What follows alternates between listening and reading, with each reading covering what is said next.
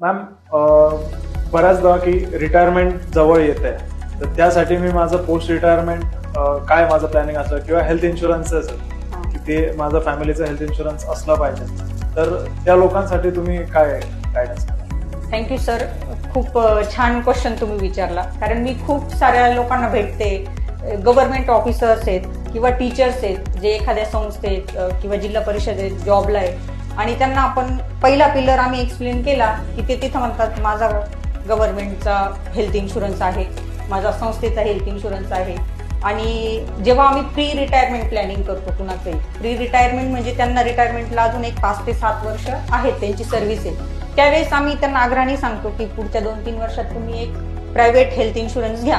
कारण health insurance तुम्ही आज घेतला आणि उद्या ऍप्लिकेबल झाला अशी गोष्ट नाहीये. त्याला एक क्लॉज असतात IRDA चे की इतक्या दिवसानंतर हे आजार तुमचे कव्हर होणार, त्याच्यानंतर काही गोष्टी ह्या लगेच मिळणार तुम्हाला फायदे, काही फायदे मिळायला 1-2 वर्ष जातात. तर जेव्हा तुम्ही प्री रिटायरमेंट प्लॅनिंग करताय त्यावेळेस तुम्ही निश्चितच एक तुमची जेव्हा सर्व्हिस चालू आहे, जेव्हा तुम्ही जॉबला आहात त्याच वेळेस तुम्ही 2-3 वर्ष अगोदर तुमचा हेल्थ इन्शुरन्स घेतला पाहिजे. कारण ज्यावेळेस तुम्ही रिटायरमेंटला येतात त्यावेळेस तुमचं एज वाढलेलं असतं, तुम्ही 60त गेलेले असतात, रिटायरमेंट आणि आजार पण सोबतच येत.